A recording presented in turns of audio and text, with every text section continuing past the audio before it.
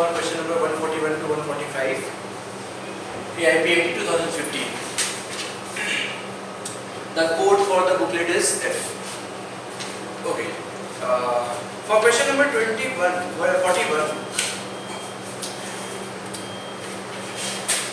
there are two separate sets, as in one is a YDSE and other is single slit diffraction.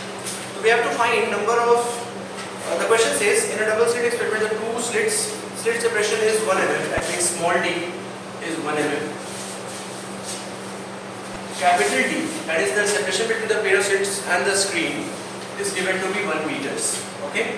Wavelength that is used, lambda d, the lambda is given as 500 nanometers. And we can write it as 5. Let's just keep it in form. Okay. Again, what will be the width of each slit for obtaining a 10 maximums of double slit within a central maximum of the diffraction? Okay. For single slit diffraction, let's assume the width of the slit is A. That is not known. Capital D is still the same, 1 meters. Lambda is still the same, that is 500 nanometers. So for this set of values, first we'll find the beta. Beta is the fringe width. Fringe width of this pattern will be lambda capital D upon small d. Okay.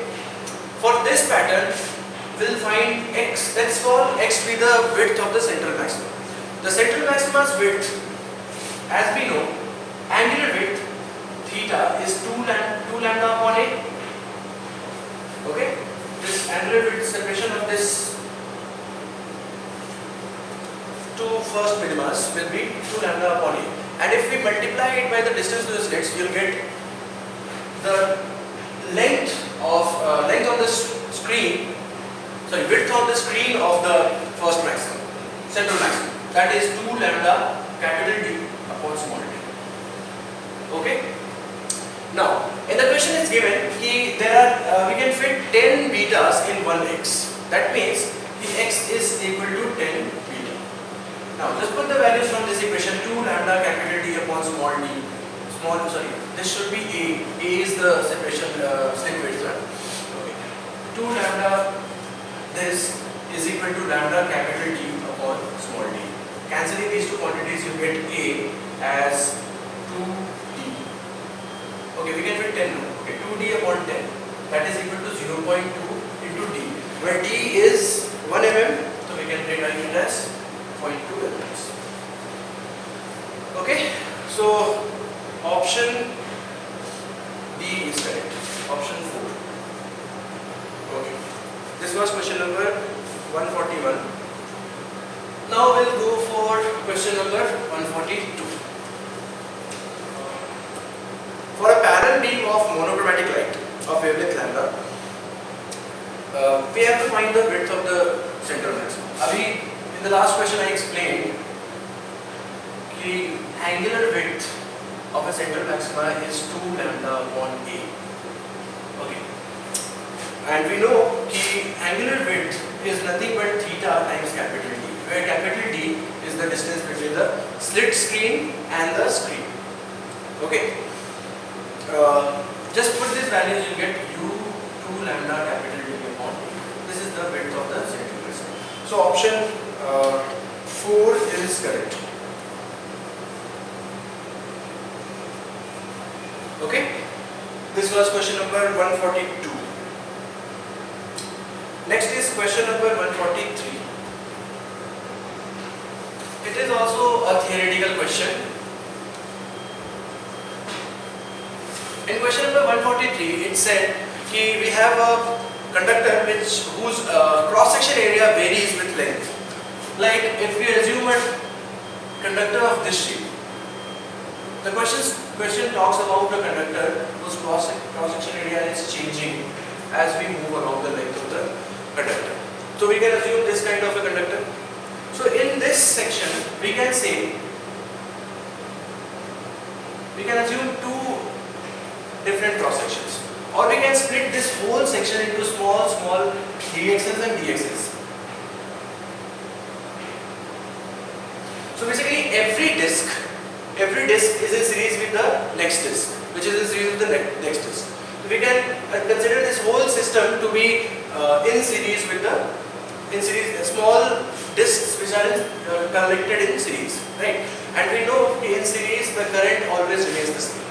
For every resistor, it's equivalent to two resistors attached in series.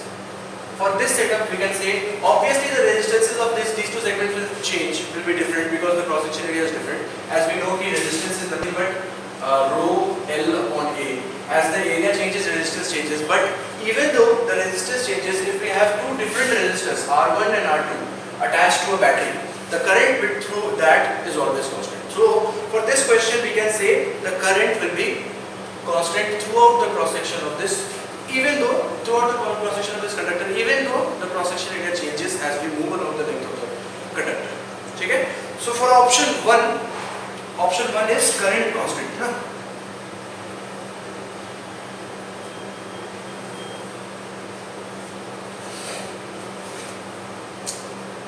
Okay.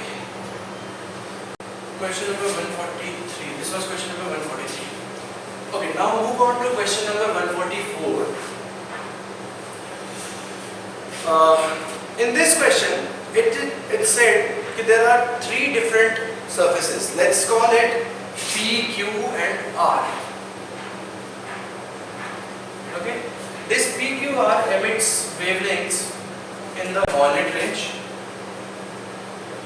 Okay, actually R emits in the green range, and this emits light in the red range. Okay, there are three surfaces, all of them emit different light of different colors. And as we have to use a Wien's formula in this case, as we know that the lambda max is P by T naught for Wien's equation. This is called Wien's equation or Wien's displacement law. So maximum intensity of light is observed in the range of 1 lambda for a given temperature. So we can say that lambda is inversely proportional to temperature. So as we know the properties of light, that violet has smallest wavelength, red has greatest wavelength, and green has an intermediate wavelength. So we can say that lambda for green, that is Q, lambda Q, and that is green, is greater than lambda for R, which is greater. This is in green range, which is greater than lambda for P, which is in violet range. So from this relation, as the lambda obeys this relation, the temperature will obey the inverse relation, because lambda is inversely proportional to the temperature. So we can say TQ is smallest, TR is intermediate, and TP is the largest. Okay, so from this relation, option 1 seems to be correct.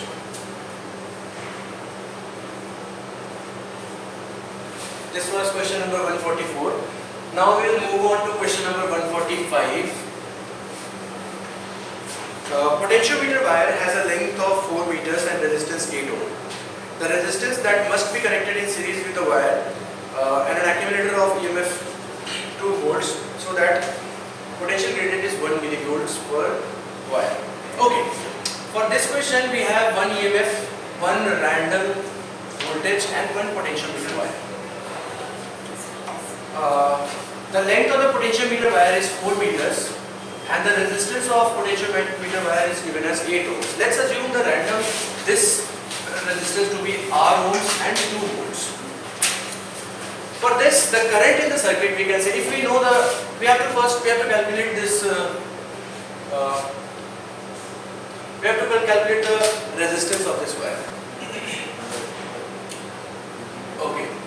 First, what we can do is find the current. Current in the circuit will be voltage upon total resistance, that is voltage is 2, upon total resistance is R plus 8. Okay. So this implies that voltage drop across, let's call the voltage drop across the potentiometer wire V. So this voltage will be equal to I times R, that is equal to 2 times 8 upon R plus 8. Okay. This is voltage. This implies that voltage gradient will be equal to dV by dL. That will be equal to V upon L. That is equal to 2 into 8 upon R plus 8 upon 4 meters. Because the length of the potential meter wire is 4. So that will be equal to 4 upon R plus 8. So this is the potential gradient.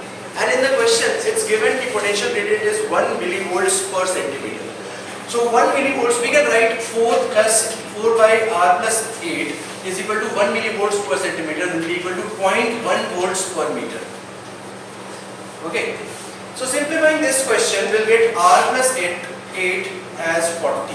This implies that R is 32 ohms. So the option 4 is correct. Okay.